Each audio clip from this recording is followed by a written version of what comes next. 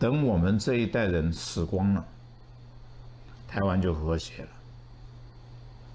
我再重复一遍，等我们这一代人死光了，台湾就和谐了。我同意他的说法，特别是我们这一代的外省人死光了。我今年70岁了，啊，跟我同一辈的人已经开始死了。等我们死光，台湾就和谐了。这个是事实。我认识的很多从小跟我一起眷村长大的人，到了今天，还希望中国武统台湾，希望解放军来收拾民进党。你的脑袋在想什么？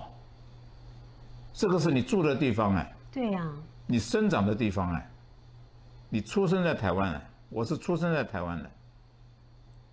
我的这些朋友，他们的父亲有好几个是当初从大陆过来，有战功，还得了青天白日勋章的，出生入死的。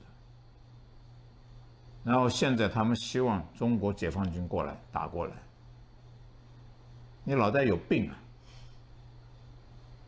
你脑袋有病啊！